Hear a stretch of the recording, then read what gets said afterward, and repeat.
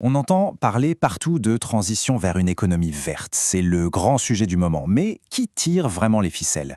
Qui sont les véritables architectes derrière ce projet?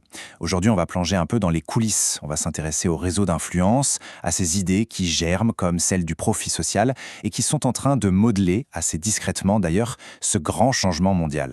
Alors pour bien saisir l'ampleur du sujet, commençons avec cette phrase. Elle vient du Forum économique mondial de Davos et franchement, elle donne le ton. Ce qu'il faut bien comprendre, c'est qu'on ne parle pas de petits réglages ici et là. Non, non, on parle d'un changement radical de nos vies, de la façon dont on consomme, on voyage, on mange, et tout ça c'est envisagé au plus haut niveau. Bon, une transformation pareille, ça coûte cher. La grande question, c'est donc comment on finance tout ça? Eh bien, c'est là que ça devient intéressant. Des mécanismes financiers très particuliers ont été mis en place, justement pour diriger l'argent, les capitaux, vers cet avenir vert.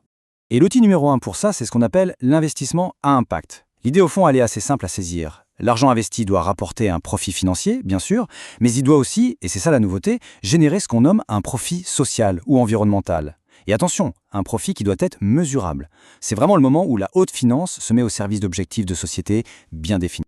Et on pourrait penser que c'est une idée de niche, mais alors pas du tout. Regardez qui est derrière. On a l'Organisation mondiale de la santé, on a l'Union européenne, le gouvernement français, de grandes ONG comme le WWF. Bref, tout le monde semble d'accord là-dessus. Le soutien est massif, ça vient de partout. Ok, donc les institutions publiques sont à bord. Mais ça soulève une question super importante. En dehors des gouvernements, qui d'autre pousse vraiment cet agenda? Quelles sont ces forces non gouvernementales qui sont à la manœuvre? C'est là qu'on va commencer à creuser un peu plus. On va passer du quoi au qui. Et quand on commence à tirer le fil, qu'est-ce qu'on trouve? Eh bien, on tombe sur un immense réseau mondial. Un réseau d'ONG, oui, mais qui sont soutenus par des fondations et des entreprises, disons-le, extrêmement puissantes. C'est un peu comme si on plaît un oignon et ça, c'est la première couche. Pour que ce soit bien concret, prenons un exemple que beaucoup de monde connaît. L'ONG One. C'est l'organisation cofondée par Bono, le chanteur de U2. Officiellement, sur le papier, leur mission c'est de lutter contre l'extrême pauvreté. Une cause noble évidemment. Mais, et c'est là que ça devient vraiment parlant, il faut regarder qui finance One. Et là, on trouve des géants de la tech et de la finance comme Google, Coca-Cola, Bank of America. Et ce n'est pas tout. On trouve surtout les fondations les plus influentes du monde, la fondation Rockefeller, la fondation Bill et Melinda Gates et l'Open Society de George Soros. On a là une illustration parfaite de ce lien, parfois invisible, entre un activisme citoyen et les plus grandes puissances financières de la planète. D'accord, mais comment est-ce que ce système s'est mis en place? Pour le comprendre, il faut faire un petit bond dans le passé. On va aller voir les origines, les personnages et les moments qui ont vraiment bâti les fondations du mouvement écologiste tel qu'on le connaît aujourd'hui. Tout commence à prendre une forme officielle à la charnière des années 60 et 70.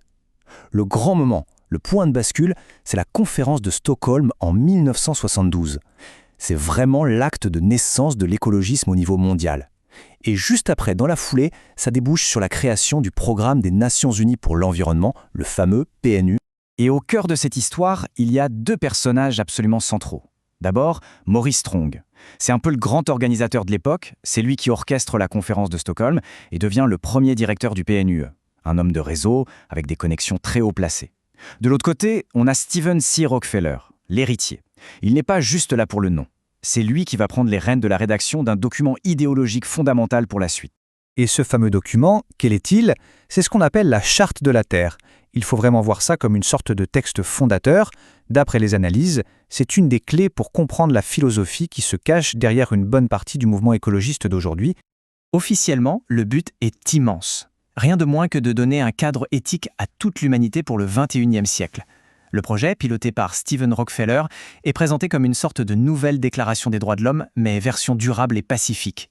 Mais quand on gratte un peu le vernis, les sources qui ont analysé ce texte y trouvent des inspirations assez particulières. On parle d'influences liées au mouvement New Age, d'idées sur une future civilisation planétaire où l'écologie deviendrait la science qui gouverne tout, remplaçant la politique et l'économie. Il est même question de projets d'unification spirituelle mondiale. Et le plus impressionnant, c'est la manière dont ce texte a été diffusé. La stratégie a été un véritable succès. Des milliers d'organisations à travers le monde l'ont adopté, des petits conseils municipaux jusqu'à des grands forums à l'ONU. Résultat, la charte a gagné une crédibilité et une portée immense, bien au-delà du petit cercle qu'il a créé. D'accord, mais comment est-ce qu'on passe d'un texte philosophique, même très diffusé, à des changements concrets dans la vie des gens et à des politiques publiques? C'est là qu'un autre concept entre en jeu, celui de l'ingénierie sociale. L'ingénierie sociale, qu'est-ce que c'est? En gros, ce sont toutes les méthodes qu'on peut utiliser pour modifier le comportement des gens, à grande échelle pour les faire aller dans une direction voulue. C'est un peu comme de l'architecture, mais pour la société. On cherche à influencer les habitudes et les mentalités pour atteindre un objectif précis. Et pour que ce ne soit pas juste un concept abstrait, regardez cet exemple, très récent et très parlant.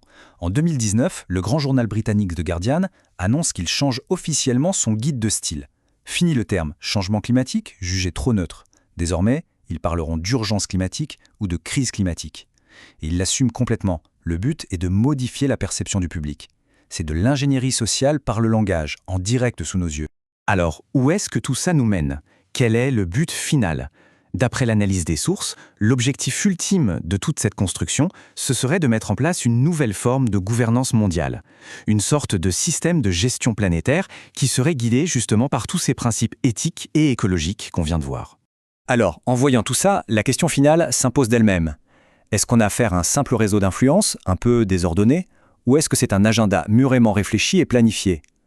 Quelle que soit la réponse, ce parcours nous montre en tout cas des mécanismes puissants qui sont déjà à l'œuvre et qui dessinent l'avenir de nos sociétés. La question, elle, reste ouverte.